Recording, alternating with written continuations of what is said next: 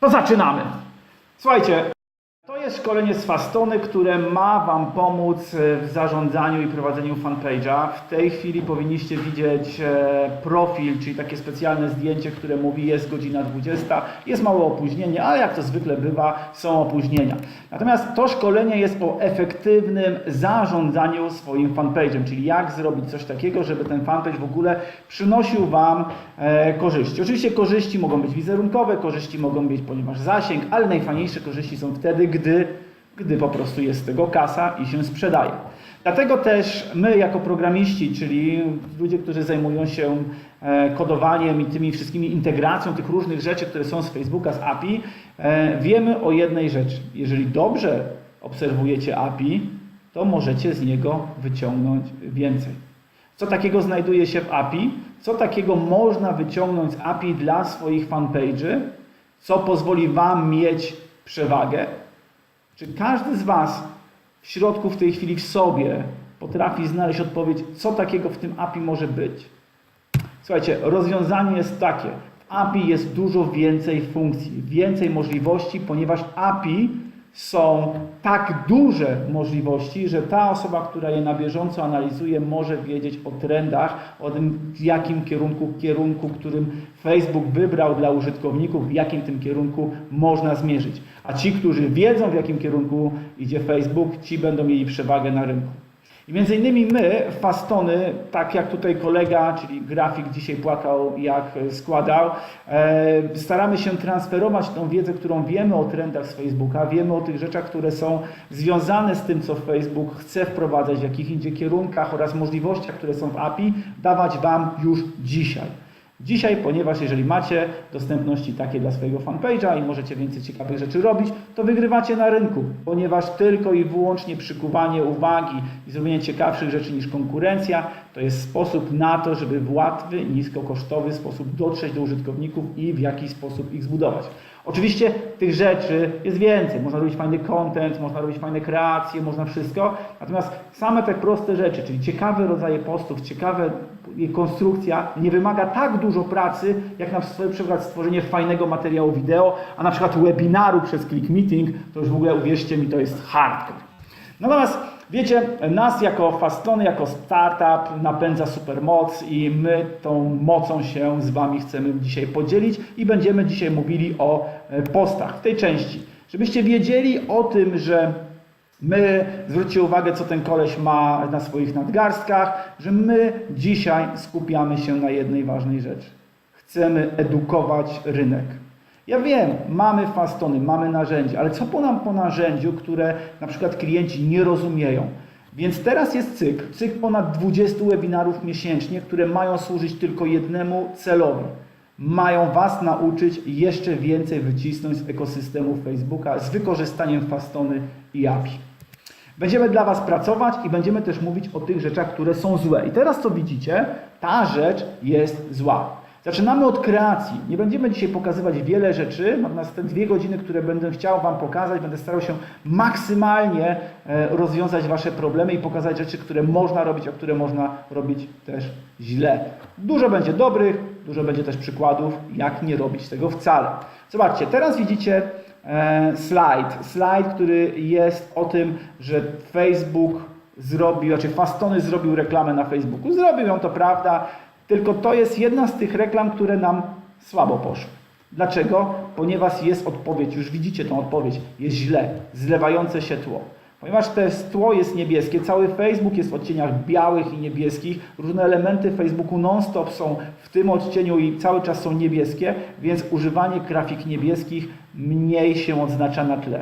Natomiast ta grafika, która świetnie nam konferencję sprzedawała i dobrze nam promowała, czyli zielona, miała najlepsze efekty. Natomiast o samych efektach będę jeszcze troszeczkę mówił.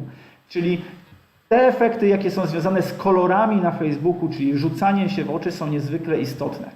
Część dzisiejszego szkolenia jest podzielona na 2 części. Część prezentacyjną, czyli omawiam niektóre rzeczy związane z prezentacją i później przechodzimy do części, która jest głównie skupiona na tym narzędziu, jak wyklikać te rzeczy, o których mówię. Zwróćcie uwagę, to są 2 posty. Teraz każdy z Was na chwileczkę, jeżeli możecie, ja Wam dam czas, zamknijcie oczy, Naprawdę, zamknijcie oczy, to jest test, jesteście w domu, jesteście bezpieczni, nikt was nie napadnie. Zamknijcie na chwileczkę oczy i po chwili otwórzcie i zobaczcie, jak otworzycie, na co zwróciliście uwagę. I teraz okazuje się, damy szansę jeszcze wszystkim, kilka sekund, zamykamy oczy, 1, 2, 3, cyk, patrzymy na te grafiki. Zobaczcie. Teraz, co wam się rzuciło w oczy? Większość osób powie, że im się w oczy rzucił ten mężczyzna, ale nie jego mężczyzna, tylko jego uśmiech. Ponieważ mózg ludzki jest nauczony do tego, żeby rozpoznawać twarz. To jest ta część, którą my się uczymy od dziecka. Jak widzimy matkę, rozpoznajemy, że to jest matka. I my uczymy się tego. I teraz, wykorzystując tą grafikę, to użytkownik, który to stworzył, tego posta, wykorzystał też ten mechanizm. To jest najwięcej osób skupiło się na tym. Część osób skupiło się na tym wykresie. Na tym wykresie, gdzie jest progres, jest sukces, coś się rozwija, coś idzie do góry, słupki rosną, jest super. Część osób się skupiła na tym. Inna część osób skupiła się na już mniejszych rzeczach, ale większość na tych dwóch elementach. Jedną rzecz można w tym poście poprawić, a mianowicie ten wykres z prawej strony z tymi zielonymi elementami. Zielone fajnie kontrastują z czerwonym, natomiast tu pokazujemy spadek. Dajemy dolara i informację, że coś spada. Przekaz, coś się nie udaje, pieniądze traci. Mimo że człowiek jest uśmiechnięty, to lepiej, gdyby wykres był do góry. Więc można to delikatnie poprawić, ale zwróćcie też uwagę na konstrukcję, gdzie mamy czarny, czerwony i zielony kolor. Nie ma tutaj niebieskiego, który się wbija w tło. Jest krótko i na temat mocno takie oczo, rzucające się na oczy bezpośrednio, taki eye catch, ten element stąd. Dodatkowo są używane tutaj nie call to action, tylko emotikony, że kliknij niżej, jest taki tutaj palec, który wskazuje tutaj kliknij niżej i tak dalej, otrzymasz coś tam i coś tam. Po co? Ponieważ kierowanie ruchem użytkownika, który czyta tekst, jest też bardzo ważne. Emotikony, wskazówki, które są takimi bullet pointami, ewentualnie takimi palcami, które coś wskazują, strzałeczkami, też pozwalają użytkownikowi czytać i wiedzieć, tu ma kliknąć. Kolejną rzeczą to jest bardzo fajna kreacja, która jest stworzona po lewej stronie, bardzo mi się podoba. Przestrzeń, która sama w sobie być może nie jest atrakcyjna dla nikogo. No jest tam coś przeszklonego, są jakieś krzesełka, coś takiego jest. Natomiast grupa odbiorców, która miałaby się skupić na tym, to jest już po prostu mniejsza. Ale mamy informacje, kreatywne przestrzenie, aha, to jest kreatywne, to jest dobra informacja dla mnie. Tu mam wyszczególniony post 500 zł, tu jest biała powierzchnia, tutaj są kolory, które ze sobą w łatwy sposób rywalizują o tą przestrzeń, czy widać to odcięcie. Tutaj mamy podobną sytuację. Call to action umieszczony bezpośrednio na przycisku, klik i można jasno wiedzieć, aha, ta reklama bardziej rzuca się w oczy. Też zwróćcie uwagę, że elementy zostały umieszczone po lewej stronie. Naturalnie czytamy od lewej do prawej w Europie i też ten element. Podkreślimy też cenę, czyli użytkownik wie, czego się oczekuje. Tutaj są przestrzenie, które kosztują od 500 zł. Ta kreacja jasno to mówi. Tutaj użyto trochę innego elementu. Nie wiem, jak Wam oddaje monitor ten kolor, natomiast ten kolor jest brązowo-fioletowy, taki mocno przypalony. I też użyto tego elementu tutaj, który podkreśla, o co chodzi. I też jest dodatkowo przycisk Call to Action, czyli zamów teraz. Nie masz wątpliwości, klikasz, żeby zamówić. Natomiast jest jeszcze ciekawa grafika. Ten element, czyli to zdjęcie, które zostało tak stworzone, jest w postaci takiej piramidy, czyli tu mamy część rozmytą, a tutaj, gdzie jest produkt, wszystko jest jasno i wyraźnie. Naturalnie wzrok skupia się na tej części. Natomiast wadą tego, ale to jest już zdjęcie produktowe, nie widać dokładnie tego produktu. Trudno jest odczytać, co tu jest nazywane, co tu jest nazywane, trudno to odczytać. Ale jeżeli produkt jest rozpoznawalny dla użytkownika, to on nie musi tego czytać. On wie, co to jest. Kolejny przykład to jest wykorzystanie postu karuzelowego, czyli takiego postu, który jest wykorzystywany z kilku obrazków. Tutaj pan Artur Jabłoński, szkoleniowiec z Facebooka, stworzył taki post i zobaczcie, można wykorzystać w ładny sposób, przekształcić zwykłe zdjęcie, zamiast pokazać zwykłej opony, doklejono tutaj logo producenta. Czyli też nie zawsze warto skupiać się na samym produkcie. Gdy produkt jest na tyle rozpoznawalny, to warto jest skupić się na tym, żeby produkt był ciekawy dla użytkowników. No i teraz, jeżeli ten produkt jest ciekawy, to dostarczałem mu jeszcze, jaki to jest brand, i to jest ważna informacja, ponieważ też kupujemy niektóre produkty ze względu na markę, która za tym produktem idzie. Teraz dla Was zadanie. I słuchajcie, ja bym prosił, jeżeli mamy live'a, to wykorzystajmy tą naszą siłę w live. Ja sprawdzę to oczywiście na komórce. Czego to jest reklama? Oczywiście tak, hello, wiem, część osób była na konferencji Fastony 8 lutego i wie, czego to jest reklama. To tą grupę rozgrzeszam. Nie musicie pisać. Ja teraz sprawdzę w komentarzach, co piszecie, czyli zobaczę, co się tam udało. Chciałbym wiedzieć, co Wy myślicie, czego to jest reklama.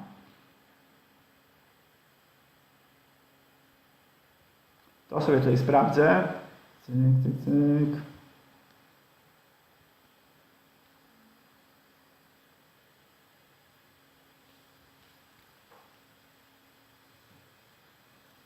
Najciekawsze odpowiedzi może znajdę. Tylko muszę tego live'a znaleźć.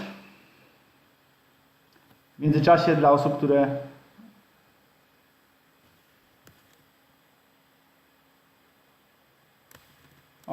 chyba wszystko działa. No dobra, zobaczmy komentarze. Jezus Maria, 70 komentarzy, jest ostro. Tutaj sobie głos ściszę. Kojarzę ten slajd. Artur, pozdrawiam, nie pozwalam. Pozdrawiam pana Artura Jabłońskiego. Bardzo się cieszę, że dołączyłeś. Komentarze zasłaniają prezentację. Dobrze, damy radę to wyłączyć, ewentualnie to zaraz zmniejszę. To nie jest problem, jest OBS. OBS jest świetny. Cyk, zmniejszymy to bez problemu. Proszę bardzo. Mówicie, macie. Cyk. Proszę bardzo, zmniejszyłem. Mam nadzieję, że będzie widać. Panie Arturze, tak, to jest slajd, który przygotowałeś na konferencję Fastony. Teraz we wrześniu niedługo jest kolejna konferencja. Słuchajcie, tutaj mamy odpowiedź. Pani Danuta mówi, że to są koparki. Świetna odpowiedź, dobrze, ale nie trafiona. Kolejna rzecz, artykuły ogrodnicze. Pani Oliwia, pan Piotr Koparki, Allegro, Grill. Pan Artur Jabłoński pisze, że coś innego. No dobra, słuchajcie. To ja Wam powiem. Nie znacie się. To nie jest reklama, która jest od koparek. W ogóle jak Wy możecie być specjalistą od social media? Jak Wy możecie w ogóle być specjalistą od marketingu, skoro nie wiecie, że to jest kreacja związana z Marketing Communication Academy? Hello, no przecież to jest jasne, że to jest szkoła, która chce nauczyć Ciebie, jak robić dobrą reklamę. Jak reklamę, która robi świetne zyski. Wy tego nie rozumiecie? No ja Wam się dziwię, przecież to proste jest, nie? Tak szczerze, jak nic Caterpillar, nie? Dla mnie to koparki. Nie, tak to już jest. Słuchajcie, idziemy dalej. To Wam teraz przykładę. Ja to robię screeny z mojego profilu. Mam nadzieję, że nikt nie będzie miał do mnie za złe. Tutaj u góry są jakieś moje zakładki, tutaj coś z YouTube'a oglądam, tu inne rzeczy. Może coś tam ciekawego znajdziecie, natomiast tak wygląda to. Tutaj widzimy Magdę Daniłoś. Pozdrawiam, Madziu. Zobaczcie, ja się chciałem skupić na tej grafice. Ta grafika, czyli ta reklama jest bardzo spoko. Po pierwsze, bardzo spoko, bo ma niebieski kolor. Z tym niebieskim kolorem to tak nie do końca, ale zrobili to całkiem spoko, bo mocno się rzuca w oczy, tak? To rzuca się w oczy, jest ok. Natomiast zobaczcie, według mnie, ale to oczywiście tylko według mnie, Wy możecie być lepsi. Czyli ja nie potrafię tutaj doczytać, co tu jest napisane w tym tutaj żółtym czymś. Nie widzę. Nie widzę też tutaj wykorzystanie, wdrażanie innowacyjnych sposobów marketingu internetowego w firmach. Słuchajcie, podejrzewam, że oni nie planowali, ktoś tam przypadkiem kliknął automatycznie Facebook, robił kreację, gdzie optymalizował na wyświetlanie, no i Facebook wyświetlił kreację, która miała być na desktopie, wyświetlona na feedzie, tutaj w części głównej, puścił ją na prawą kolumnę. Ok, natomiast zobaczcie, jak to zrobili dobrze Daniłosie, czyli agencja OX of Agencji, tak? On agencji, dopatrzałem. Internet zje telewizję. Jasny komunikat, to coś kogoś zje. No, internet zje. Tutaj konkretny kolor na konkretnym tle, jest tutaj ten kontrast, jest ok. Są duże litery, ja nie muszę zastanawiać się. Nawet jeżeli ja nie będę chciał kliknąć z tego, to ja sobie kojarzę to logo, te twarze z tym przekazem. Czyli jeżeli chcecie robić kampanię na prawą kolumnę, to kurde, pamiętajcie o tym, że musi być duża czcionka, a nie jakieś tam pitu. Kolejna rzecz. Ten sam przykład. Macie tu informacje, macie tutaj jakiś tam Słuchajcie, nie wiedziałem o tym, ale to jest totalnie przypadek naprawdę chłopaki z Tesco, nie? Słuchajcie, to jest ta sama firma. Tu piszę i coś tam, i tu piszę i coś tam. To ja już nie wiem, czy to jest przypadek. Pójdźmy dalej.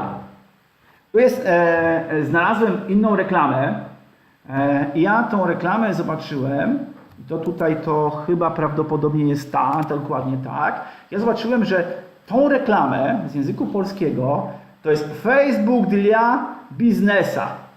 Говорит по-русски, меня учат читать 8 lat języka rosyjskiego uczyć się. Tu jest Facebook dla biznesa, czyli strona Facebook dla biznesu reklamuje się do SEO, ponieważ w każdej reklamie możecie zaznaczyć, dlaczego to widzę. No i teraz fajne jest to, że rynek rosyjski wchodzi na nasz rynek. Fajnie, spoko. Natomiast zwróćcie uwagę jedną ważną rzecz. Każdą reklamę można sprawdzić. Jeżeli widzicie, że ktoś się do Was jakiś kieruje komunikat, to ja mam taką rzecz, ja non-stop sprawdzam takie reklamy. Ja teraz Wam na chwileczkę przełączę się do mojego prywatnego walla, tutaj, kliknę sobie Daniel, kliknę sobie znaczek Facebooka i Wam to pokażę na przykładzie bezpośrednio. Wyłączę czat, bo ktoś mógłby być na tyle fajny, że zacznie do mnie pisać. Wyłącz czat. I teraz ja widzę tutaj jakąś fajną reklamę, o na przykład kongres online, kliknę sobie tu przycisk i dlaczego to widzę? Cyk, magazyn online, jest do osób zainteresowanych Marketer Plus. Ha! Ależ trafiłem? Dobra. To ja może wrócę do prezentacji. Pójdźmy dalej. Tu jest kolejna i teraz zobaczcie, Facebook to jest świetny placement również dla Google'a. Odbierz 200 zł na reklamę. I teraz tutaj znowu mamy ten kolor niebieski, ale to jest taki bardzo agresywny kolor niebieski, który mocno się odróżnia do niebieskiego. Zobaczcie, oczywiście widać Basię, Basia jest twarz, tak dalej, to jest to, co rozpoznajemy. I tutaj mamy niebieski kolor. Cyk! Bardzo rzuca się w oczy. Kreacje, które tworzycie, szczególnie na prawą kolumnę, powinny mocno się odcinać od tego białego koloru. Bardzo dobrze będą Wam działały zielone, niebieskie, pomarańczowe. Żeby nie być gołosłownym, spójrzcie, kolejna kreacja Google'a, taka już troszeczkę różowo-czerwona. Ona już tak mocno się nie rzuca. Cofnę, ta niebieska bardziej się rzuca, ta już troszeczkę mniej. Może to tak tylko mi się wydaje, ale ja mimo że ją zauważam, to mimo wszystko mniej się rzuca. Kolejny przykład, że możemy zobaczyć Google AdWords. Google AdWords reklamuje się do osób zainteresowanych optymalizacją dla wyszukiwarek internetowych. Świetnie. Tutaj mamy kreację, która jest bardzo fajna. Spójrzcie na to. To jest post typu karuzel, ale stworzony z 2 obrazków. To nie jest jedna grafika, jedna jako jedna, tylko to jest post karuzelowy, który złożono tylko z 2 obrazków. Lewego, prawego i koniec. Dzięki temu, jeżeli będziemy reklamować ten produkt, ten post karuzelowy z 2 obrazków, to możemy przedstawić 2 kreacje w ramach jednego wyświetlenia reklamy. Czyli mamy 2 razy większą szansę na to, że użytkownicy klikną któryś z naszych kreacji reklamowych. Tu mamy różowa bluzka, inne shorty, szara bluzka, inne shorty. Czyli 2 razy większa szansa na klik, jeżeli stworzymy posta z karuzeli na prawą kolumnę. Teraz troszeczkę Wam pokażę takich rzeczy, które są od środka, czyli z fastonego. Ja jeszcze raz wrócę, ja często pokazuję bezpośrednio na naszym przykładzie, bo najlepiej pokazywać na swoim. To jest kreacja, którą stworzyliśmy, żeby osoby kliknęły, żeby dostać 999 zł rabatu na konferencję Fastonu. Konferencja Fastony to jest wydarzenie, które jest w Gdyni i bilet kosztuje 1200 zł. Ale jeżeli masz pakiet Fastony, to taki jaki masz pakiet, to możesz kupić to o tyle taniej. Czyli te osoby z pakietem Ultimate kupują bilety za 200 zł. No i teraz to jest kreacja. Specjalna oferta dla Ciebie. Kliknij pomarańczowy przycisk na obrazku i otrzymasz ofertę, że możesz kupić 999 zł taniej. Kliknij pomarańczowy przycisk na obrazku. Słuchajcie, nie ma pomarańczowego przycisku na obrazku. 14 osób, użytkowników otrzymało ofertę. Spójrzmy, jak było inaczej. Zrobiliśmy ten pomarańczowy przycisk. Jest pomarańczowy przycisk. 7 osób otrzymało ofertę. Czym się różni? Pomarańczowy, mocny kolor, niebieski mocno się wyróżnia. Bardziej stonowany, wszystko spokojniejsze. Konwersja 50% gorzej. Ok, ale czy można zrobić lepiej?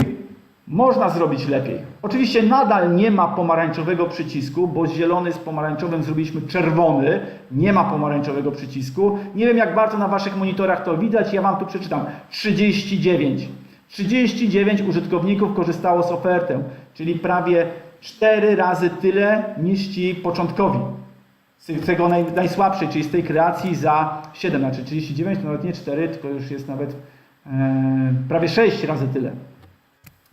Zobaczcie, zielony kolor. Dlaczego? Bo bardzo mocno wyróżnia się. Czyli mówiąc o postach, mówiąc o zarządzaniu, o tym wszystkich rzeczach związanych z zarządzaniem fanpage'a, bardzo duże ma znaczenie kreacja, czyli kolorystyka. Jeżeli będziemy zwracać uwagę na siebie, to ludzie na nas zwrócą uwagę. Jeżeli zwrócą uwagę, może coś klikną, może coś skomentują, może coś dodadzą. I to jest bardzo, bardzo ważne. Dlaczego? Bo pierwsza ważna rzecz w marketingu. Wyróżnij się. Musisz zostać zauważony. Co z tego, że będziecie mieli dla każdego klienta super ofertę? No powiedzmy, każdego klienta obdarujecie sztabką złota. Wystarczy, że tylko do Was przyjdzie. Ma sztabkę złota. Jak nikt nie będzie o tym wiedział. Co z tego, że macie super promocję, macie super produkt, jak nikogo o tym nie poinformujecie. Dlatego pierwsza, najważniejsza zasada. Musisz zostać zauważony. Kolejna rzecz, to też będziemy o tym mówić i tutaj specjalnie o tym podkreślam, kreacje, które są związane z live'ami. Dużo osób mówi o live'ach. Live'y są modne, mówimy o roku wideo, o tym wszystkim. Ja się z tym wszystkim zgodzę, ale zwolnijcie. Live'y są super, tylko zastanówmy się, dla kogo są super. Czy taka Castorama, powiedzmy, a to wymyślam sobie, nic nie mam do Castoramy, lubię. Czy taka Castorama może sobie wziąć, odpalić, gościu przyjdzie, jest dyrektor, powie, słuchajcie, robimy live'a i chodzimy po sklepie. Tak, może zrobić. A czy oni to zrobili? Nie. W takich dużych firmach, w dużych organizacjach, dział marketingu, dział PR-u, dział coś tam, aktorzy, w ogóle wielka produkcja. I zamiast rzeczy, która jest taka prosta i zwykła do ludzi, to się robi z tego bardzo skomplikowaną rzecz, wybiera się agencję, robi się przetargi, można się zmęczyć. Oczywiście tak, to jest kasa dla tych agencji. Ale live dla mnie i dla Was, jako osób, które się tym live'em zajmują, ewentualnie oferują to klientom, to live ma być rzeczą dla small biznesu. Dlaczego dla small biznesu? To bardzo proste. Ponieważ small business nie ma tych wielkich obostrzeń, które są związane z brandem. Ponadto small business może to wykorzystać najlepiej z wszystkich wielkich firm. Dlaczego? Bo zamiast mówić, że jest świetnym fryzjerem, że jest bardzo dobrym mechanikiem, jest dobrym w czymś tam, po prostu to pokaż. Zamiast gadać, pokaż to. Zamiast gadać, że jesteś zajebisty, pokaż ludziom, że jesteś zajebisty. I my bardzo mocno się skupiamy, żeby live'y robiły osoby, które chcą coś pokazać. Ja wiem, wystąpienie przed kamerą, ale czasami nie trzeba tego. Wystarczy zwykła osoba, wystarczą ręce. Ja mam klienta, który zrobił live'a prostego. Pokazywał, jak robi pizzę i miał drugą kamerę, pokazywał, jak ta pizza się piecze w piecu. Na swoim fanpage'u pokazywał to i ludzie dzwonili, mówił pan Jarek i robił dla pana Jarka pizzę, nie pokazywał twarzy, wstydził się, bał się, robił dla pana Jarka pizzę, następnie go i wkładał do pieca. Przełączył, wtedy pokazywał, jak ta pizza się piecze, a później wyciągał i pakował, napisał pan Jarek i dał kierowcy z karteczką, gdzie był adres. Hello, super sprawa, mogę zobaczyć, jak gościu robi dla mnie pizzę. Jestem w stanie bardziej kupić od tego gościa, który to pokazuje, bo widzę składniki, widzę to wszystko, jeszcze mogę zobaczyć, jeszcze mogę udostępnić komuś na wallu. Hej, zobaczcie, to jest moja pizza, ja zamówiłem, oglądajcie razem ze mną. I to jest właśnie fajne. Inny przykład, macie mechanika. Nie wiem, czy macie samochody, ale załóżmy, że wszyscy macie samochody. Komu powierzycie swoje bezpieczeństwo? Komu dacie robić przy swoich hamulcach? Gościowi, którego nie znacie? Można. Ale jeżeli macie do wyboru 2 ludzi, ale jeden widzicie, jak wykonuje swoją pracę, ma warsztat, ma czysto, ma coś tam i tak dalej, pokazuje, nie wstydzi się, a drugi koleś mówi, pan tutaj zostawi, ja tu wszystko zrobię, proszę nie wchodzić, możecie i zaufacie. Ale ile po co ufać? Zamiast czytać opinię o tym gościu, zobaczyć, jak on tak faktycznie robi. I to jest dobre z live'ami i o live'ach, jak je zrobić, będzie dzisiaj. To jest kolejny przykład o tym, jak live'y mogą zwiększyć bardzo duże zaangażowanie. 286 000 odbiorców. 250 000 osób zobaczyło ten post. 250 000 za 0 złotych.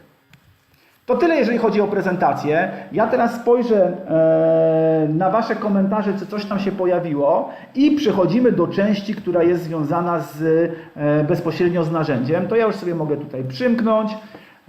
I przejdę do Fast Tony, zrobię close, tutaj zamknąłem. Jeszcze na moim wallu mamy ten post związany z scenariuszem dzisiejszym, czyli taką agendą. Klikam. Dobrze. Zobacz więcej. I teraz tak, punkt pierwszy, dlaczego tworzyć warto posty przez Fastony. Punkt drugi, dobre i złe kreacje, praca na przykładach. Tą część zdążyliśmy troszeczkę omówić. Punkt trzeci, rola przycisków Call to Action w postach organicznych. Punkt czwarty, mierzenie aktywności fanów, instalacja aplikacji Top Fans. Punkt piąty, konfiguracja reguł moderacji. Punkt szósty, konfiguracja live z komentarzami, czyli to, co widzicie właśnie w tej chwili, te komentarze, pokażę Wam, jak to zrobić. I punkt ostatni, rola Magic Links. Ja to sobie zostawiam, żeby móc do tego wracać i przechodzę do narzędzia. Tutaj w dziale Fastony macie dodawanie postów. I zrobimy sobie o tak. I w dziale dodawania postów, jeżeli chodzi, to różnimy się troszeczkę inaczej od Facebooka. Dlaczego? Po pierwsze, dlaczego Fastony ma być w ogóle narzędziem do tworzenia tych postów? Jak widzicie, tych postów jest bardzo, bardzo dużo. I teraz ja postaram się o każdym troszeczkę powiedzieć, natomiast nie będę Was tutaj zamęczał, żeby każdą rzecz właśnie dokładnie Wam wymówić, ponieważ przy każdym z nich jest filmik.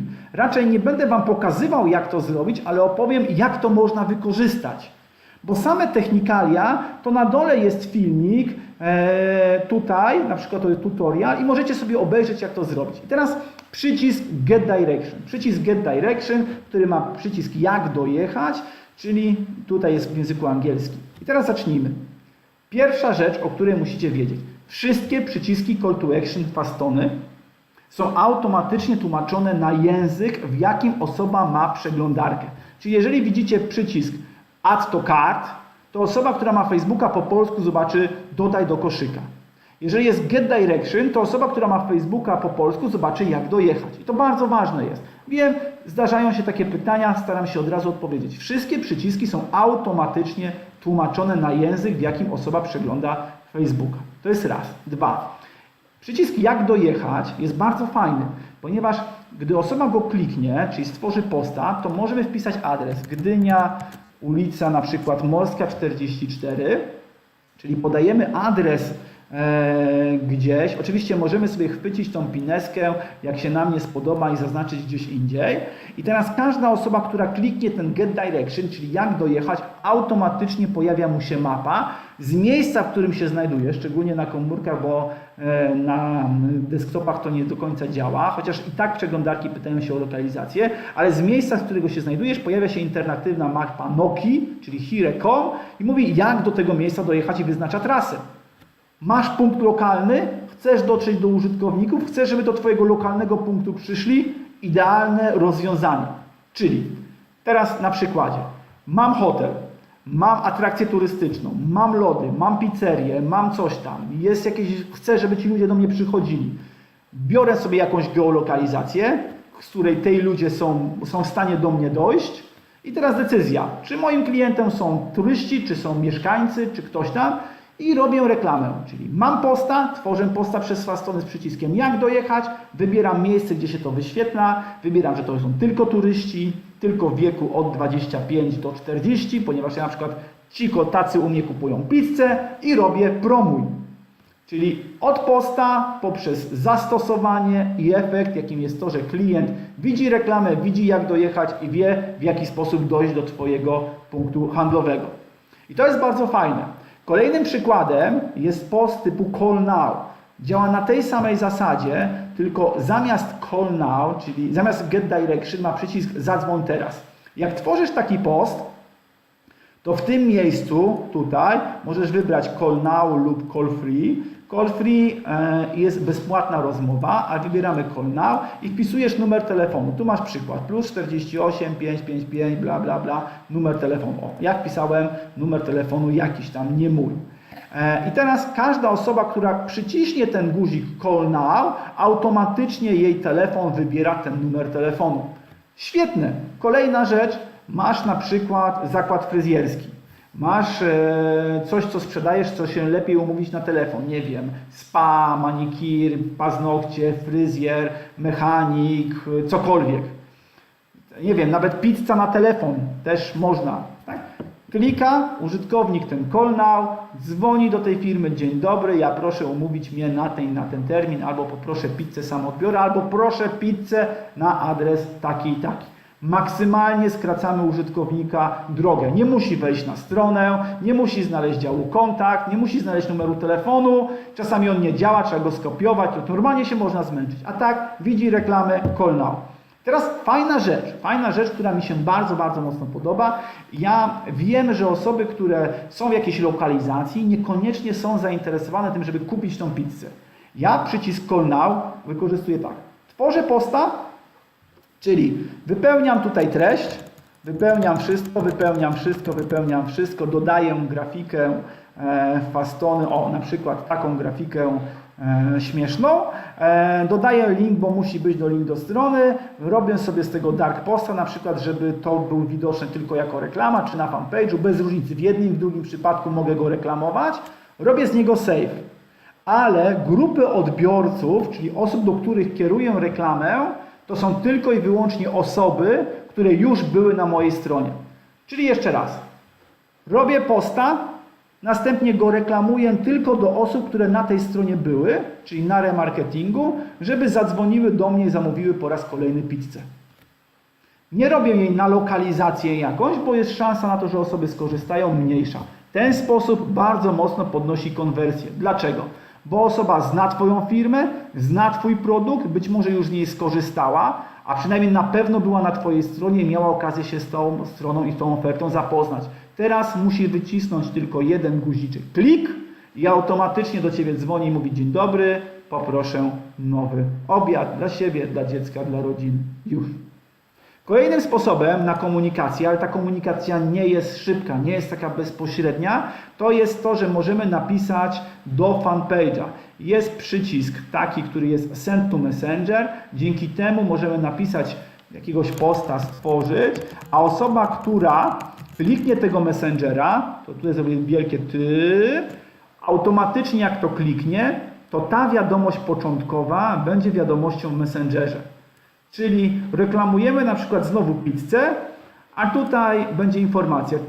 Jak ktoś to kliknie tą reklamę, czyli klik, automatycznie otwiera się Messenger z tą wiadomością. Cześć, mamy dla Ciebie świetną ofertę, skorzystaj teraz z 15% rabatu, wystarczy, że wejdziesz tutaj, pyk.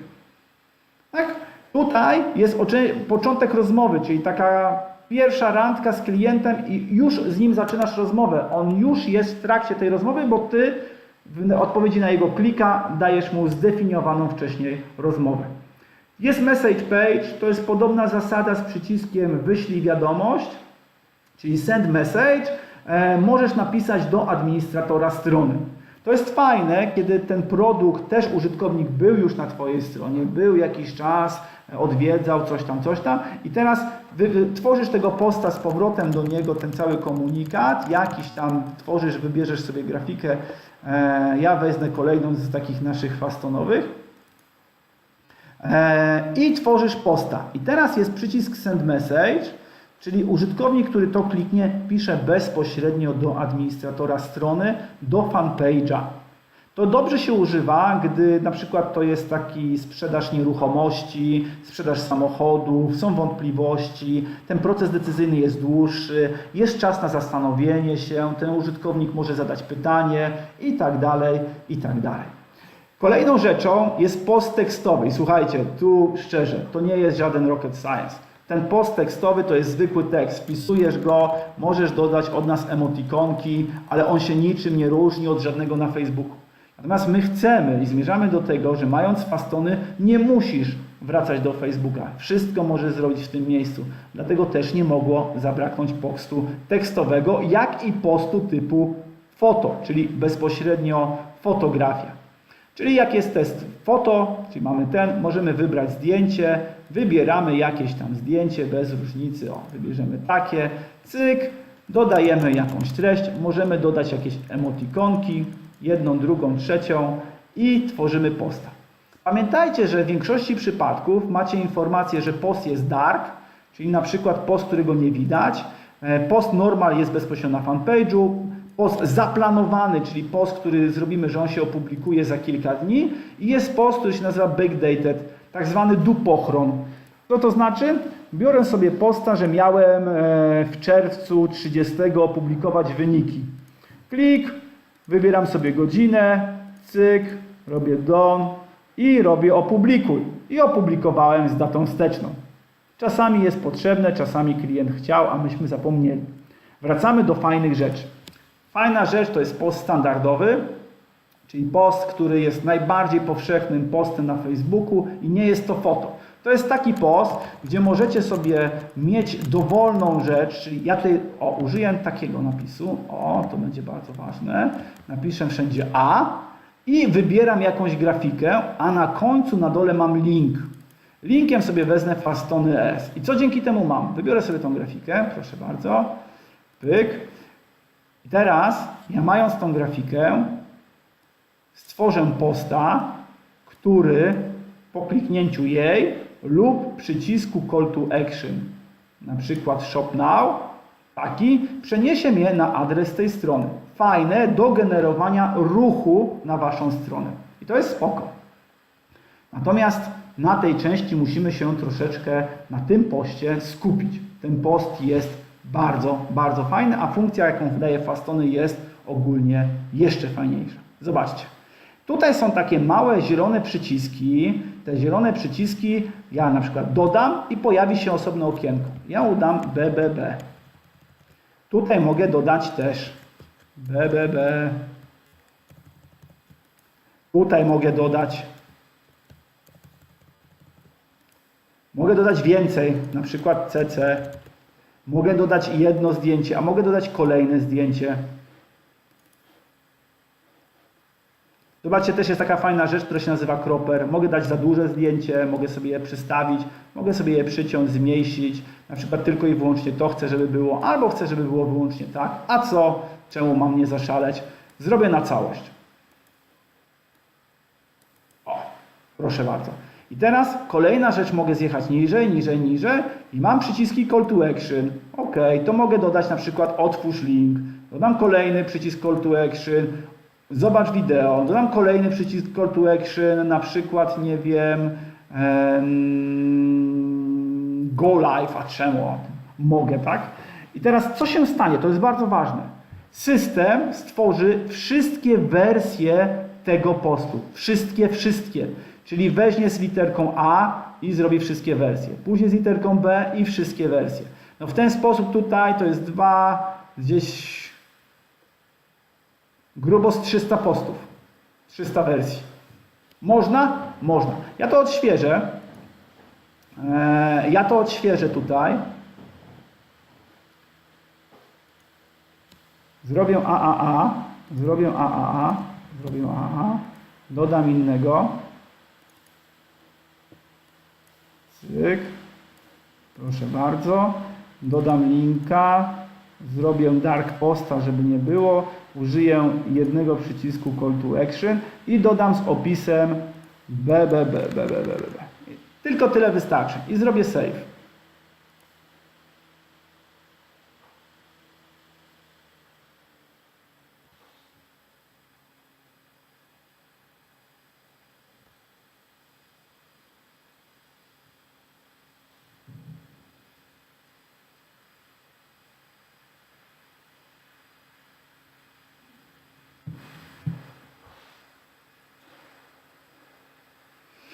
Świetnie. I teraz zobaczcie, ja automatycznie stworzyłem dwa rodzaje postów. Czyli mam jeden post, klikam sobie i go drugi. On się oczywiście będzie różnił niewiele, czyli miałem z literką A tutaj i z literką, musi się wczytać, z literką B.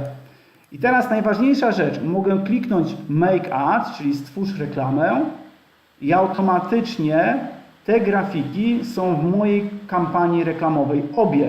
Wybiorę sobie do niej grupę docelową i później one będą same naprzemiennie się wyświetlały tak, żeby widzieć, która kreacja jest najlepsza. To jest idealne do testów AB.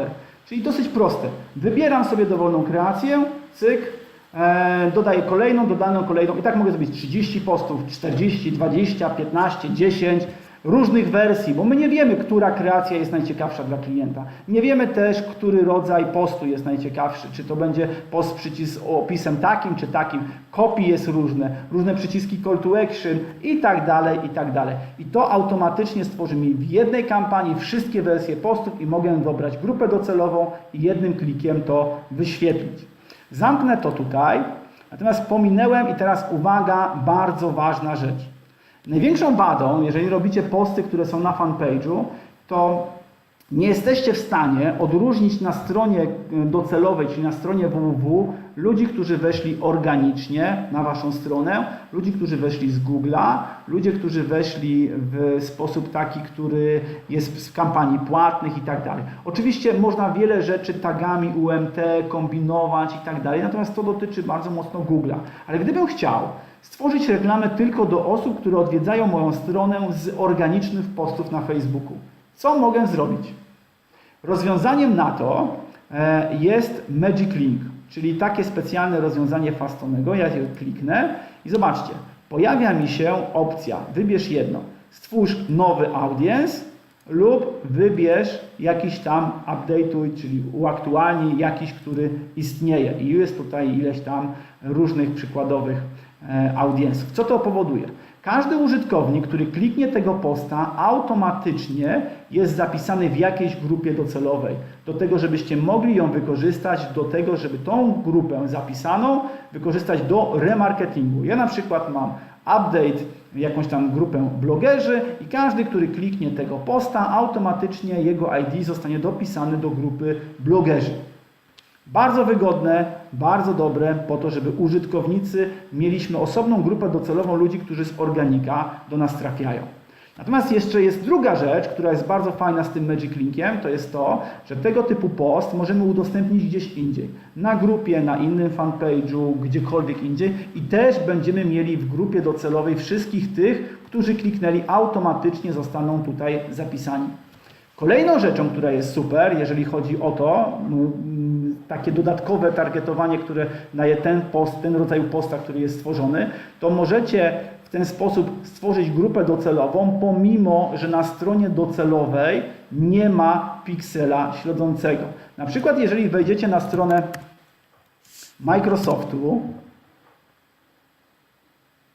ja sobie wchodzę na nią,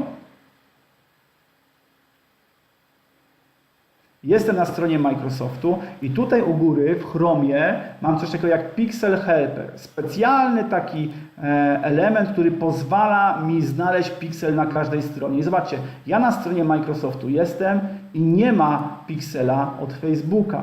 Nie ma go, po prostu się nie wyświetla. I co to teraz, co w związku z powyższym? No, jeżeli ja nie mam piksela Facebooka, to nie jestem w stanie remarketingować tych osób, które z ruchu organicznego, powiedzmy z fanpage'a na to weszły.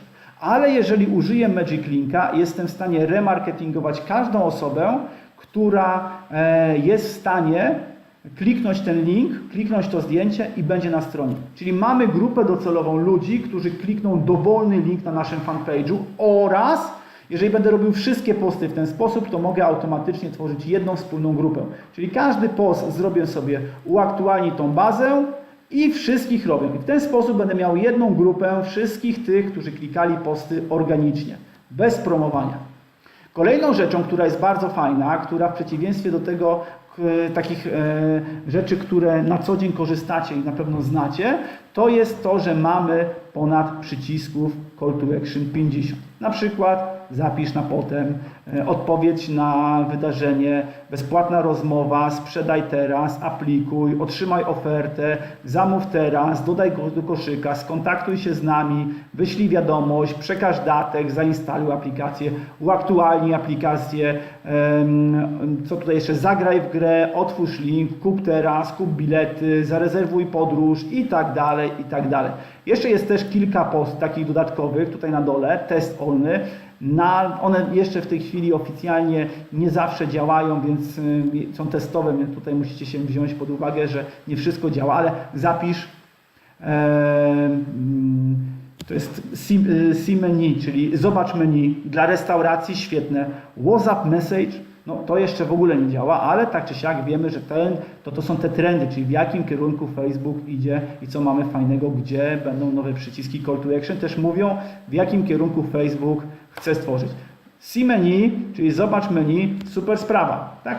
Jestem restauracją, chcę, żeby użytkownik wszedł i zobaczył jakąś akcję. I to są też dodatkowe rzeczy. Kolejną fajną rzeczą jest tutaj post typu Advance. To jest taki post, który w trakcie trwania reklamy, mimo że reklama trwa, jesteście w stanie w nim podmienić zdjęcie na inne. Jesteście w stanie w trakcie reklamy podmienić opis na inny. To może jest spoko, ale zmienić przyciski Call to Action, zmienić zdjęcie, zmienić bardzo dużo elementów prócz linku. Linku nie da się zmienić. Kolejną rzeczą, która jest bardzo fajna, to jest post Canvas, czyli tutaj po lewej stronie przejdę do postu Canvas. To jest taki post, gdzie mamy te canvasy, czyli te rzeczy, które są związane na mobilu. Canvasa się projektuje na fanpage'u, a później wybierasz go po prostu z listy i tworzysz zwykłego posta, cyk, cyk, cyk. I tutaj nie jest nic fajne. Natomiast fajne jest to, że post Canvas możesz wziąć do Video Advanced, czyli tutaj w tej części, i wziąć post, który jest wideo, nawet jakiś z biblioteki, który już tam kiedyś wgrałeś i dodać do niego Canvasa. I teraz to działa, nie wiem czy widzieliście, ale to będzie wideo, które będzie zapętlone. Użytkownik tutaj będzie wideo, trwa ileś tam sekund i one będzie się w pętli odtwarzało, a użytkownik jak tutaj kliknie, odpali mu się Canvas.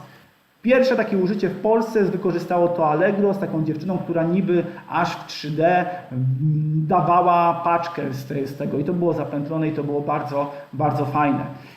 I tego typu Canvas jest fajną rzeczą, żeby mocno przykuwać uwagę, a pamiętacie, macie się wyróżnić.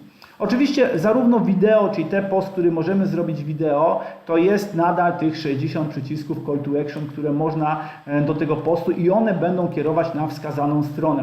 Można też wideo zrobić, że jeżeli jest wideo, możemy przycisk na przykład, nie wiem, zarejestruj się i wybrać jakiś formularz lead adsowy, czyli stworzymy posta na fanpage'u, który jest wideo, ma przycisk Call to Action i każda osoba, która go kliknie, pojawi się formularz lead adsowy, czyli taki, który pozyskuje dane.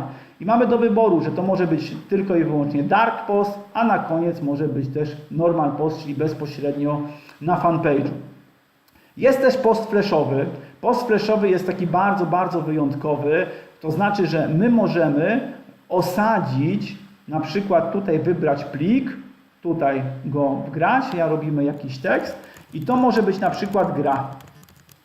Może być dowolna gra, którą sobie, nie wiem, zamówicie gdzieś. Może być też formularz zapisu, może być też interaktywna rzecz, może być coś takiego. Na tym poście flashowym, to w tym poście można wykorzystać to w taki sposób, że użytkownicy będą korzystali z tej grafiki w przestrzeni. Mogą tutaj ruszać myszką, wypisywać, można zrobić wirtualny spacer i klikami. To tak jakbyście normalnie wykorzystywali to w jakikolwiek inny sposób. Ważna informacja, słuchajcie, Flash podobno wymiera. I to prawda.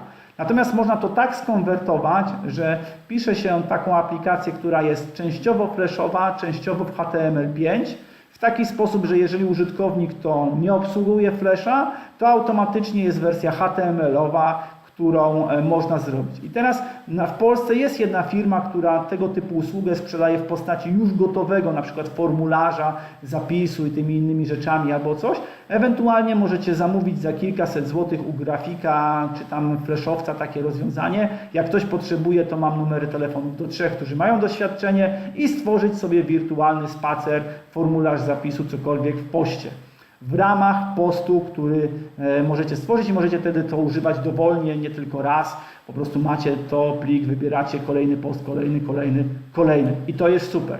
Kolejną rzeczą, oczywiście świat kiedyś mówił, wow, jak będą gify, to będzie super, będziemy mieli gify, będzie wow. No są już gify i ludziom już się znudziło. Bo pamiętajcie, że trzeba wykorzystywać rzeczy, które są szybkie. To jest post typu gif. Post typu GIF można wgrać bezpośrednio, czyli wybrać plik, nie trzeba wklejać żadnego linka, nie trzeba nic, wybierasz plik GIF z komputera, wybierasz, dodajesz i zapisujesz. Problem jest taki, że w przeciwieństwie do wideo, które jest podobne do GIF-u, do GIF-a nie da się dodać przycisku Call to Action. Później mamy wideo. Z wideo oczywiście to powinniście być zapoznani i mniej więcej wiedzieć co i jak. Natomiast nadal jest ta sama fajna rzecz, tylko że dodatkowe funkcje, które są w wideo, na przykład brak osadzenia, a najbardziej mi się podoba, że Social Action No i Secret jest. Przy tym ustawieniu tego wideo nie da się komentować. Te wideo ma tylko przycisk polub.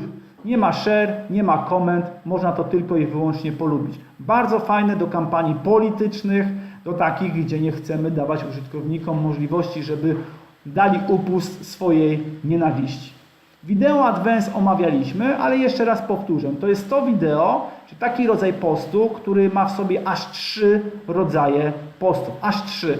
Czyli taki, który może być z linkiem, czyli użytkownik ma przycisk Call to Action i jak go kliknie po oglądnięciu wideo, albo nawet w trakcie stwierdzi, że chce kupić, klika i przechodzi do sklepu.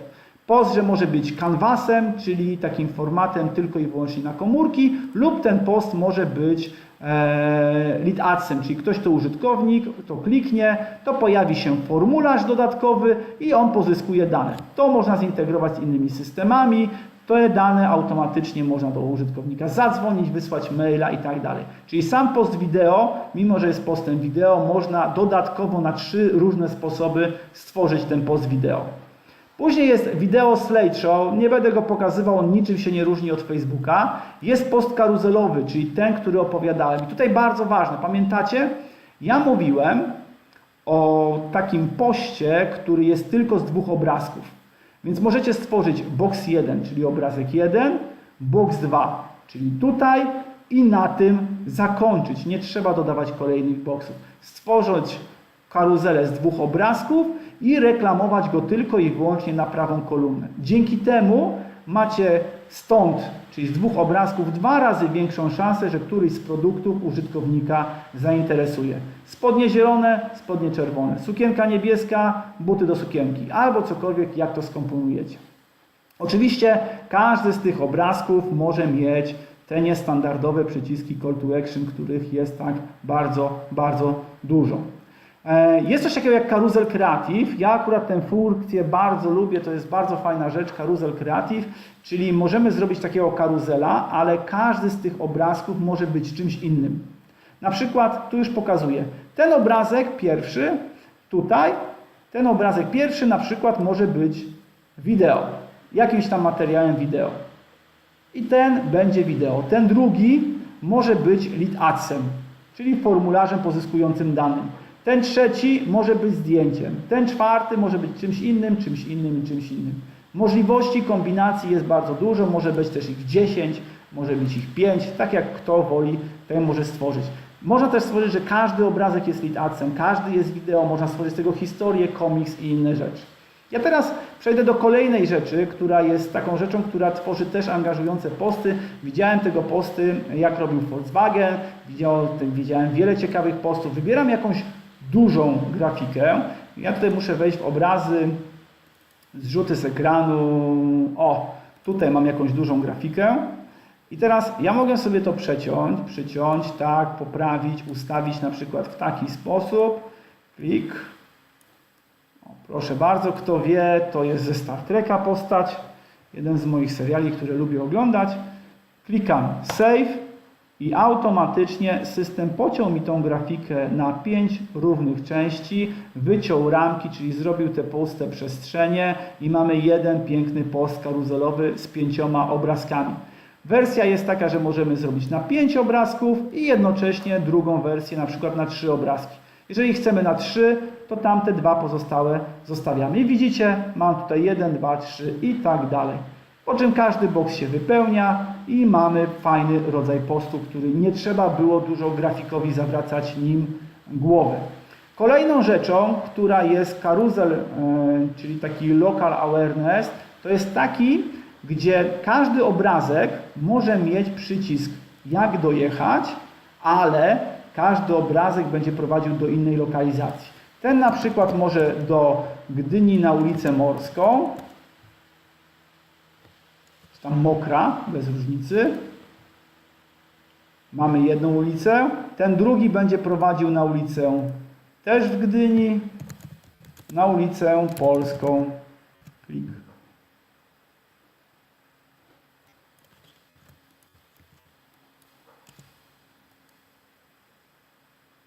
O, i tutaj mam. Oczywiście mogę to zmienić, żeby było gdzieś indziej.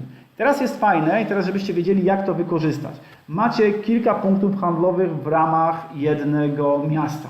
I teraz robicie reklamę na miasto i użytkownik zamiast biegać po stronie i szukać, gdzie jest jego najbliższy sklep, to wyświetla wszystkie lokalizacje i jak kliknie, automatycznie pojawia mu się mapa dojazdu do tego sklepu. Czyli możecie mieć na przykład 4 lokalizacje, 3 lokalizacje, 3 lodziarnie, 3 hotele, 3 jakieś zakłady, które są w ramach powiedzmy Gdyni, Warszawy, Szczecina, czegokolwiek. Użytkownik klika i ten, który najbliżej mu się pojawia, dlatego może zmierzać. Czyli każdy obrazek może mieć zupełnie inną lokalizację. Nie jedną wspólną, tylko zupełnie inną. Kolejną rzeczą, już przedostatnią, jest Instagram Post. Żeby ten Instagram Post troszeczkę fajnie pokazać, to ja muszę wpisać Instagram Pikachu, czyli skopiować sobie z jakiegoś Instagrama jakieś zdjęcie, to wejdę sobie na Instagrama. Coś tam znalazłem, o proszę bardzo, jakieś kwadratowe zdjęcie. Kopiuję sobie to zdjęcie, przechodzę tutaj.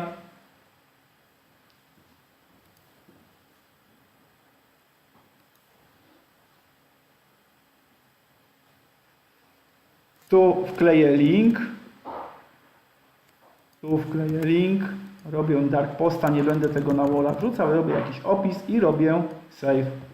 I teraz ten post jest bardzo ciekawy, ponieważ wykorzystanie jego, pomimo że on troszeczkę inaczej wygląda, czyli mimo że jest linkiem, to nie jest takim zdjęciem, czyli tutaj mamy post, który jest linkiem i jak go kliknę, przeniosę się do Instagrama, czyli mogę kierować, to jeszcze jest taki ciekawy format, ale bardzo fajny jest sposób na to, że dzięki temu postowi zdobywamy nowych obserwujących na Instagramie.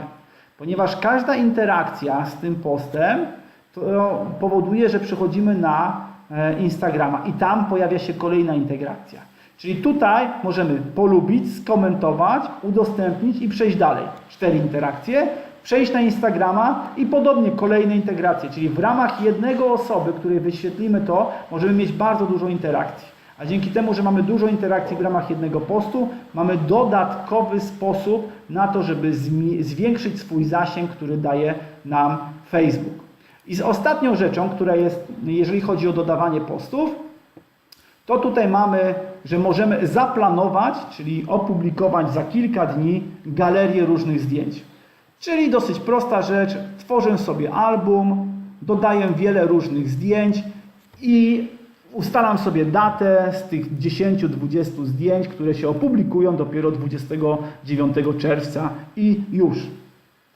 To jest fajne, ponieważ nie musimy dodawać tego ręcznie, czyli każdą z rzeczy, każdy z rodzajów 17 postów Fastony możemy zaplanować, że kiedyś się tam opublikują. To jest raz.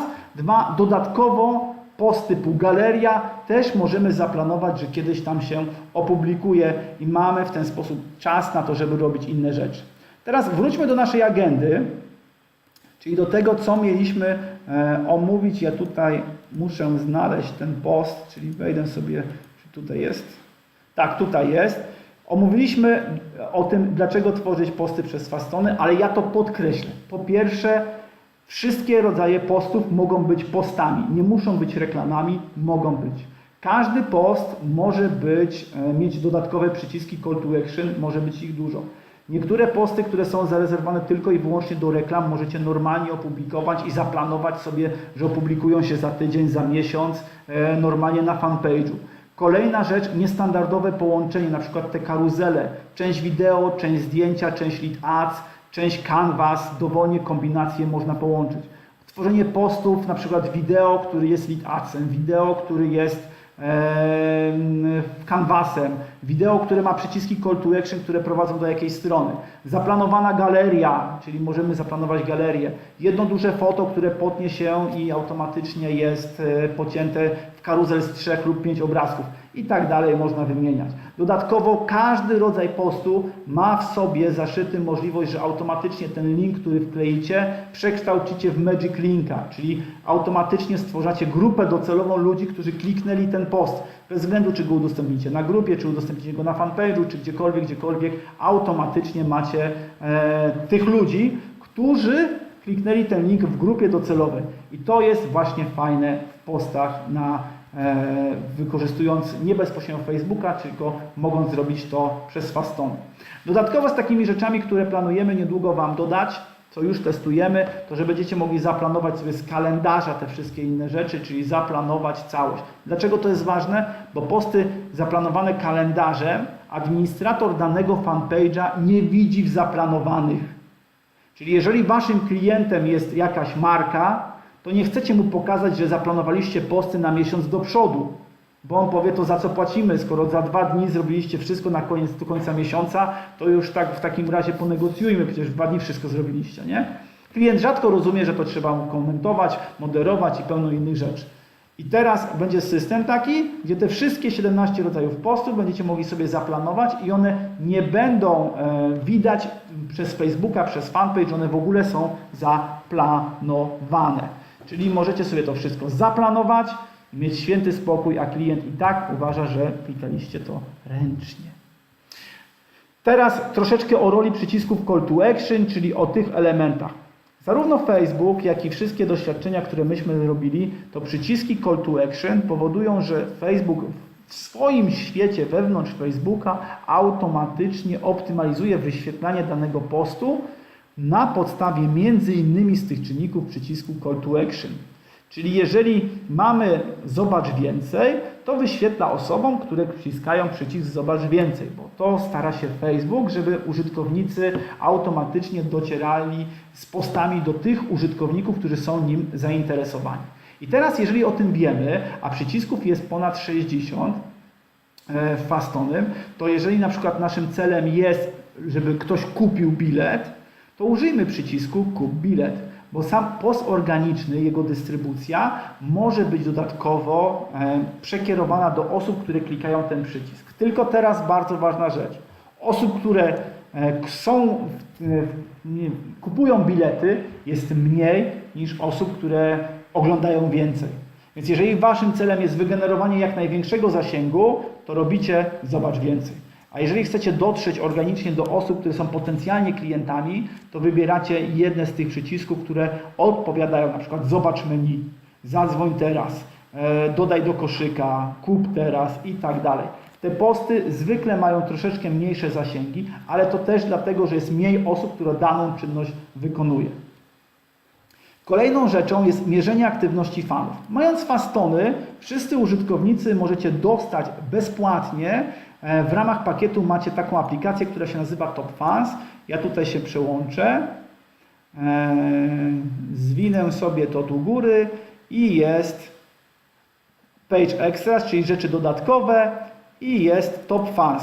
Top Fans to jest taka grywalizacja pomiędzy fanami. To Wam tutaj, zobaczcie, widać, kto jest najaktywniejszym użytkownikiem w ciągu miesiąca, w ciągu tygodnia i tak dalej. Jego instalacja jest bardzo, bardzo prosta. Po pierwsze, klika się tą zakładkę, dodaj zakładkę, więc ja ją sobie kliknę. O, pan Radek jest jednym z najaktywniejszych fanów. Wybieram sobie fanpage, na którym chciałbym dodać tą zakładkę. Niech to będzie na przykład AAA, BBB i tak dalej. Klikam, dodaj zakładkę i już. To już koniec. I od tego momentu, jak jest ta zakładka, to automatycznie zlicza mi się ranking tych użytkowników na tej stronie i będę wiedział, kto jest najbardziej aktywnym. Przejdę jeszcze raz. Page, tutaj chciałem przejść na fanpage. Fastony. I tutaj mamy zakładkę Top Fans. Proszę bardzo. I teraz co zrobić, jak wykorzystać? No to, że ją macie i macie fanów, no to jest troszeczkę za mało. Możecie oczywiście mówić swoim fanom, że raz na miesiąc, raz na tydzień, tutaj kliknę weekly, raz na tydzień wśród fanów, którzy będą w top 3, tutaj mam pan Radosław Kowalski, Grzegorz Kolasiński, Anna Bednarczyk, dostaną koszulkę Fastony. I teraz to jest jasny komunikat. Za każdy komentarz dostaję 2 punkty, za każde polubienie dostaję 1 punkt, a za każdy post dostaję 2 punkty. I jest ranking. Co muszę zrobić, jeżeli jestem panem Markiem Szymańskim, a chcę dostać i mieć więcej niż 35 punktów? Więcej komentować, więcej robić lajków.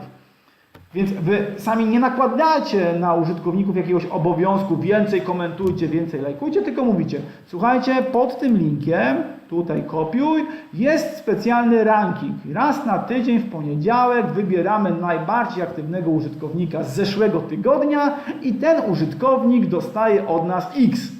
Jeżeli chcecie sprawdzić, na jakim jesteście miejscu, to zapraszamy pod ten link. I już jest zabawa. Tak, i użytkownicy, ci, którzy się angażują, którzy chcą się zaangażować, to macie dodatkowe zaangażowania, bo wiedzą, że każda aktywność jest zliczana. Fajne jest to, że to nie jest aktywność, która jest raz na tydzień zliczana. Opóźnienie jest takie, że pan Radek napisze komentarz i 30 sekund później już dostanie kolejne 2 punkty. Więc to tak prawie jest w krótkim czasie, tak prawie na żywo. Kolejną rzeczą, jeżeli chodzi o tą aplikację Top Fans, to musicie wiedzieć, że ona bardzo dużo funkcji spełnia dodatkowych, ponieważ nie macie limitu. Jeżeli macie 20 fanpage'y, to możecie zainstalować ich na 20 fanpage'ach. Jeżeli macie 30 fanpage'y, na 30 fanpage'ach możecie taką akcję prowadzić. Czyli tyle, ile prowadzicie fanpage'y, tyle możecie korzystać z tej aplikacji i wyłaniać sobie najbardziej aktywnych. Natomiast jeżeli już mówimy o komentowaniu, to bardzo często się zdarza i to jest dosyć przypadłość, pojawiają nam się trolle. Trolle internetowe, które starają się czasami nam różne rzeczy robić i czasami denerwują administratora. Jest takie rozwiązanie, które się nazywa Content Manager. I teraz spójrzcie, jest white lista i black lista. Zacznę od tej white. White kojarzy nam się z dobrem, czyli z tą dobrą listą. I teraz możemy zrobić coś takiego, że jeżeli ktoś zada nam jakieś pytanie lub ktoś użyje jakiegoś słowa kluczowego, możemy do tego ułożyć nawet historię.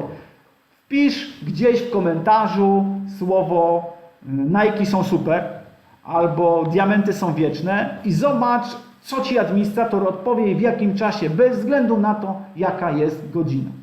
I teraz możemy dodać na przykład odpowiedź, czyli answer. To są wszystkie nasze odpowiedzi. Na przykład jesteś wielki, jest uśmieszek, polecamy się na przyszłość, hen, sender name, czyli imię, nazwisko. Polecamy się na przyszłość, jeśli masz dodatkowe pytania, pisz na adres, mapa, danie, dalej. Dodam nową odpowiedź.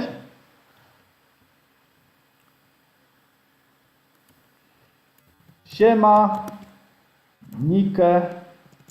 Nike są super. Pozdrawiamy admini. I robię save, czyli dodałem sobie nową odpowiedź. Teraz mogę dodać warunek, czyli w jakim momencie, gdy ktoś napisze jakieś słowo kluczowe, automatycznie dostanie tą odpowiedź. Priorytet 0 to jest najważniejsza, czyli to jest historycznie najważniejsza odpowiedź, czyli od tego zaczyna system. Jeżeli ktoś napisze Nike są super, tak, jeżeli ktoś tak napisze i nie napisze słowo na przykład do dupy, bo nie chcę, żeby Nike są super, ale jednak do dupy. I tylko i wyłącznie mam do wyboru, że to mogą być pod naszymi postami, czyli on może napisać post na fanpage'u, nie, tylko gdy napisze w komentarzu coś takiego. I najważniejsza rzecz, tylko w godzinach od 21:00 do godziny 9 rano 00. Czyli wtedy, kiedy administrator zajmuje się innymi sprawami, a nie siedzi w pracy, gdy ktoś napisze Nike są super, ale w tej samej wypowiedzi nie będzie słowa do dupy, można po przecinku dać kolejne, to dostanie odpowiedź od administratora: siema, Nike są super, pozdrawiam admini. I robię save. Teraz mogę sobie sprawdzić, jakie mam w ogóle warunki. I tych warunków jest, jeżeli ktoś pisze słowo fast, dostanie uśmieszek. Jeżeli ktoś pisze małymi literami fast, dostanie też uśmieszek.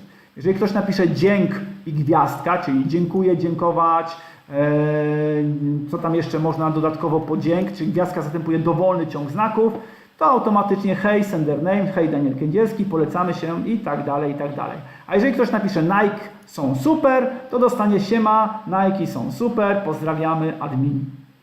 I teraz czas reakcji to będzie tylko i wyłącznie pomiędzy godziną 21:00 a godziną 9 rano. Jeżeli poza tymi godzinami użytkownik to napisze, to nie ma żadnej reakcji. To jest wtedy, gdy na przykład używamy jakiejś rzeczy. Możemy w ten sposób też angażować użytkowników. Napisz do nas w komentarzu gdzieś tam pod starym postem, zobacz jak szybko odpowiemy. Albo mamy zagadkę. Jeżeli odpowiesz na naszą zagadkę poprawnie w komentarzu, to odpiszemy się tak. I teraz zagadka jest, ile jest 55 razy A razy C razy 5. No i ktoś musi odpowiedzieć. Albo jakąkolwiek inną zagadkę, taką, że trzeba odpowiedzieć tekstem. I ludzie odpowiadają w różnych komentarzach, a napisz pod różnymi postami, gdziekolwiek. I wtedy, jeżeli poprawnie, to system odpowiada: tak, to jest poprawna odpowiedź, napisz do nas na adres taki, taki i taki, damy Tobie na przykład nagrodę, kubek jakiś tam. To też jest sposób na to nie tylko służący do tego, żeby pomagać w pracy, czyli pomiędzy 21 a 9 na przykład automatycznie odpowiadać na różne rzeczy, to też jest sposób na to, żeby w ciekawy sposób przeprowadzić angażującą akcję na fanpage'u.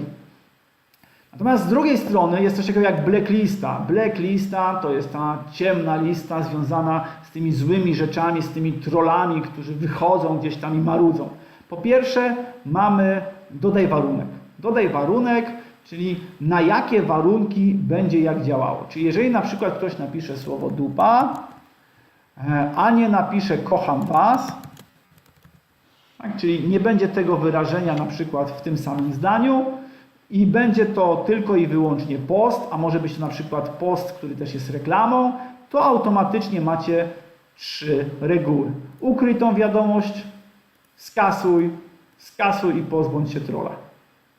Ja wychodzę z założenia, pomimo że wiele osób mówi, że z trollami trzeba rozmawiać i tak dalej, może i trzeba, ale nie na moim podwórku, pod moimi reklamami.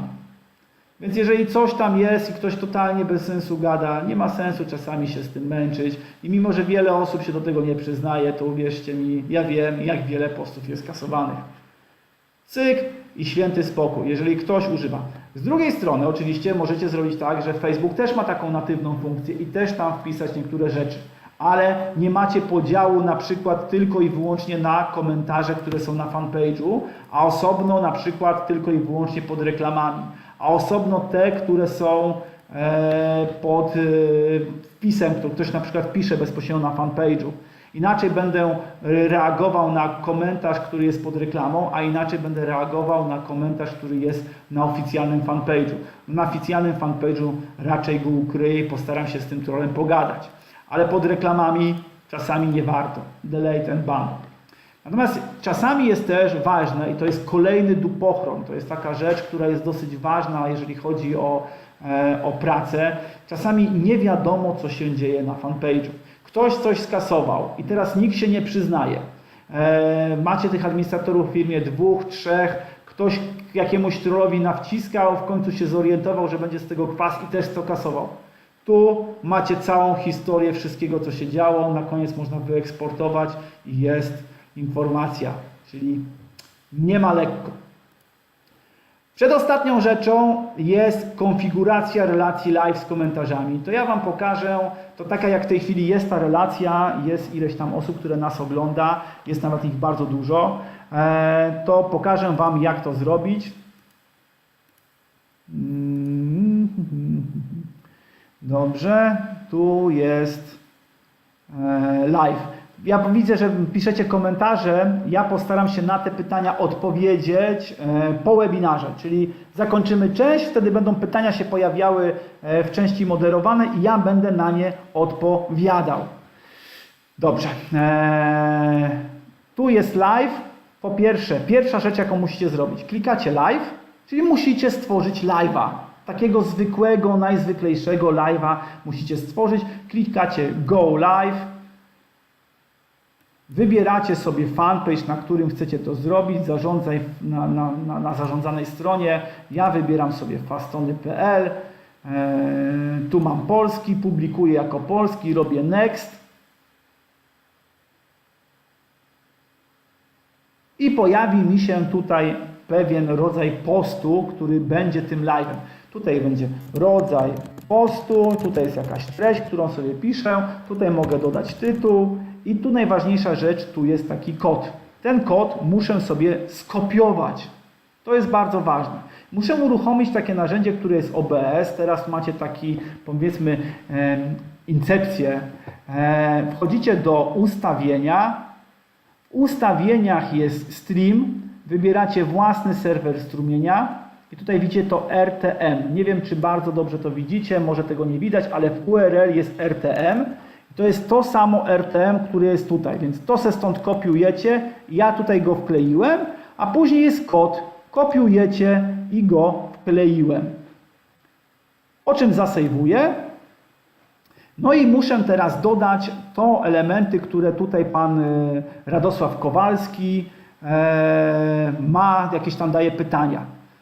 I teraz ja dodaję, dodaj browsers, czyli przeglądarkowe źródło, jest na samej górze, klikam, to dam, to już trzecie będzie, tu wpisuję 1280 na 720, takie są wymogi i tutaj muszę wkleić jakiegoś linka. Skąd ten link? Ja Wam pokażę. Ten link, jak już mamy Fastonego, to przechodzimy do tej części z live'em, gdzie jest live comment, czyli jak zrobić komentarze. Żeby mieć takiego linka, no bo go teraz nie mam, to wejdę sobie na nasz fanpage i skopiuję sobie ten link z tego live'a, który w tej chwili prowadzę z Wami.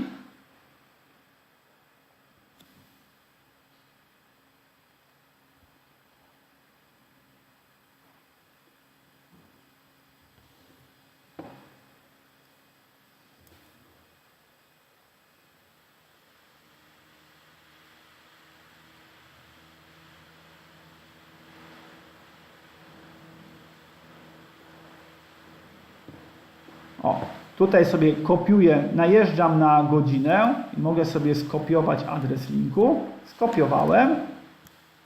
Wklejam tutaj. Proszę bardzo. Nie, przepraszam, błąd. Nie, nic tu nie wklejam. Wycinam. Przechodzę do Fastonego z tym. Wklejam tutaj ten link. Zaznaczam, że mają być live komentarze. Czy mają być komentarze moderowane, czy nie? No ja wybieram, żeby były moderowane.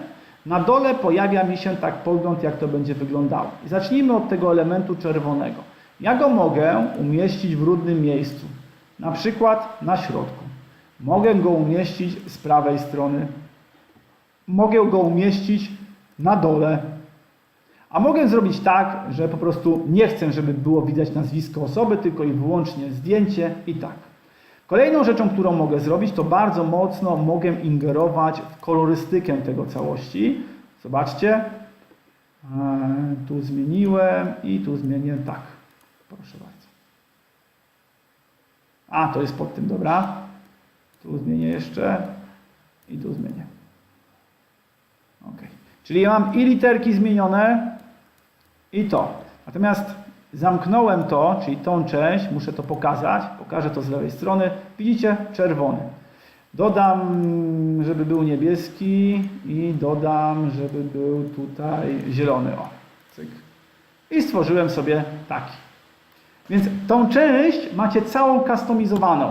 I automatycznie, jeżeli ktoś skomentuje ten post live, to te komentarze się pojawiają. Co teraz się stanie? Robię save i dostaję linka. Dostaję tego linka, jak którego najadę, to mogę go skopiować sobie. Mogę go skopiować sobie w taki sposób, na przykład kopiuj. Mogę go skopiować w inny sposób, bo jak najeżdżam, to się pojawi przycisk kopiuj. OK. I teraz ten skopiowany link wklejam do Fastonego. I teraz widzicie, tutaj się pojawia. Ja mogę to sobie rozciągnąć, ustawić, że teraz te komentarze będą tutaj. I teraz w zależności od tego, jak wysoko jest ten browser, jeżeli go dam na dół, to jest schowany. Jeżeli go dam na górę, to go widać. Mogę na przykład usunąć i zrobić, że teraz komentarze będą się tylko i wyłącznie w taki sposób wyświetlać. Proszę bardzo. Skasuję to, usuń, OK i przeniosę do góry i wyświetla Ci się takie rzeczy w ten sposób. Dobra, mogę teraz to zamknąć i w ten sposób mamy. Teraz ja, sorry, że zamknąłem, wygeneruję jeszcze raz. Pojawia mi się drugi link, tutaj z komentarzami. Ja go mam tutaj gdzieś gotowo. I teraz widzicie, mam na przykład informację, że pan Marek Szymański, czy ten zaplanowany post ma mniejszy zasięg niż ręcznie. Wydaje mi się, mimo że wiele osób mówi, że nie, że Facebook planuje, żeby takie zaplanowane posty przez Facebooka, takie, które widać w środku, mi się wydaje, że mają troszeczkę gorsze zasięgi, bo Facebook chce, żeby był ten native, czyli te posty takie, które są generowane organicznie w danej chwili i w ogóle. Ja teraz sobie kliknę zaakceptuj i ten komentarz pana Marka za chwileczkę mi się pojawi. Tutaj mogę sobie wybrać inne rzeczy, które są, więc tych rzeczy jest bardzo, bardzo dużo. Oczywiście jak mi się jakiś komentarz nie podoba, mogę go sobie skasować. To jest o tyle fajne, że robiąc przez Facebooka w zwykły sposób, to w trakcie live'a nie masz w żaden sposób możliwości kasowania komentarzy. One po prostu muszą być. Ja mogę sobie je ukryć, tak jak tutaj na przykład pan Grzesiu pisze, że nie ma niczego ciekawego, ma wszystko to samo na Facebooku. No, mam nadzieję, że rozwiałem te wątpliwości i tych rzeczy samych nie ma. Ale gdyby mi się nie podobał ten komentarz, to mogę zrobić delete i jest skasowany. I tak wygląda panel. Oczywiście mogę, jak jakiś przykładowo pokazałem, nie pasuje mi, mogę cofnąć, wybrać jakiś inny post i on się w tej chwili będzie pojawiał na live. Sprawdzimy, za chwilę akceptuję i będzie tutaj komentarz pana Marcina. Macie uwagi, ciekawe komentarze i tak dalej, i tak dalej. Na zielono jest, to znaczy, że się wyświetla. Wracam do naszej agendy. Tu gdzieś ją mam. Albo i nie. Nie mam, to muszę wrócić. Ale już wiem, co jest na samym końcu. Na samym końcu jest Magic Link. I teraz Magic Link to jest bardzo, bardzo fajne rozwiązanie. Wyobraźcie sobie, że możecie remarketingować każdą osobę, która ten link kliknie. Stworzymy na przykład post, który jest linkiem do banku, nie wiem, bank albo o, coś ciekawego, money.pl bez N.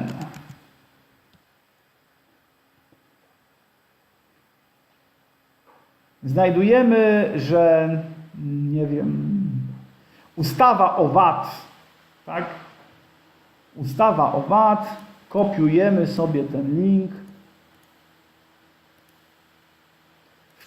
wklejam ten link, proszę bardzo, tytuł ustawa o VAT, nowe regulacje. Nie będę tam dużo się męczył, skopiuję sobie lida od nich, Ctrl+C, wkleję, to jest money.pl. No, mogę dodać zdjęcie ich, ale mogę wziąć jakieś fajne, wezmę tutaj jakieś tam od nas. Mogę sobie je skropować, dociąć, tak jak jest mi wygodnie. Zrobię tylko i wyłącznie o tak, więc mi powstało w taki sposób. To jest bardzo wygodne do tworzenia postów, bo można to wykadrować. Ja wiem, że można wszystko przycinać, ale czas jest cały czas najważniejszy. i remarketing people, kto klikną ten link i sobie nazwę to, uwaga, nazywam to specjalnie na jakąś tam okazję. Dzisiaj najbardziej wkurzający dla mnie był click meeting. Click meeting zły. Ctrl-A, Ctrl-C, Ctrl-V. Tak, toż tam wpisałem. W ciągu ostatnich 14 dni osoba, czy tam 15, która to kliknie, robię save. I stworzyłem, teraz mi się wygeneruje link, który mogę używać przy wszystkich postach, link, który mogę używać w mailach, link, który mogę używać gdziekolwiek, gdzie będzie mi się wygodnie z tego linka korzystać i mogę go wkleić po to, żeby automatycznie mieć grupę remarketingową osób, które klikną post z tym samym linkiem. Później, tutaj z prawej strony, już pojawił się, dobra, to nie zdążyłem, dobra, to sobie go skopiuję, ale pokażę. Później z prawej strony mam listę i w tej liście jest informacja na temat tego, kto, znaczy nie kto dokładnie, ale ile było klików, jak duża jest grupa docelowa, którą stworzyłem i inne ważne informacje, które są na podstawie tego, kto kliknął tą rzecz. To w międzyczasie będzie się otwierało, natomiast pamiętacie, ja tutaj nazwałem to w taki sposób. Dobrze, to ja przejdę jeszcze na chwileczkę na mojego walla, wkleję sobie ten link, zrobię Enter, pobieranie podglądu, to niech sobie tam trwa. OK. I teraz różnie jest, bo Facebook czasami szybko pobiera ten podgląd, czasami mniej podbiera ten podgląd, no różnie, to różnie jest, ale zobaczcie, pobrał ten podgląd i teraz zobaczcie, ja zrobiłem sama ustawa VAT, nowe regulacje, wkleiłem ten link tutaj, wkleiłem opis, wkleiłem zdjęcie, mimo że to zdjęcie nie znajduje się na stronie docelowej, to oczywiście mogłem dać inny tekst. I każda osoba, która kliknie to, jest przenoszona na stronę o tej ustawie, proszę bardzo, Money.pl, gospodarka wiadomości i automatycznie mam tych ludzi w grupie docelowej do mojej kampanii. I teraz jak tutaj bym odświeżył, to tutaj będę miał, że już klików jest 1 i tak dalej, i tak dalej. O, tutaj jest na przykład moje, które ja stworzyłem, już 220 klików, z tego 204 unikalne kliki, czyli unikalne osoby. Grupy docelowe nie tworzyłem, ale tutaj na przykład już tą grupę docelową sobie stworzyłem i później będzie tutaj się to uzupełniała jaka grupa docelowa. Na co mi ta grupa docelowa? Ja sobie ją skopiuję i gdy tworzysz reklamę, oczywiście dzisiaj nie mieliśmy mówić o reklamie, więc nie będę opisywał tego, ale gdy tworzę reklamę, to mogę sobie tą część, czyli tutaj ten klik, wybieram jakiegoś posta i mogę tą grupę osób, która kliknęła ten link, dokładnie do tych osób skierować reklamę. To jest bardzo fajne, bo dzięki temu, jeżeli opublikujemy linka na przykład na jakiejś grupie, czy w naszym mailingu go użyjemy, czy w jakikolwiek inny sposób użyjemy Magic Linka, to mamy grupę docelową, która została zmeczowana z kontami na Facebooku i mogę do nich wypuścić reklamę. Ja sobie tutaj wklejam, proszę bardzo.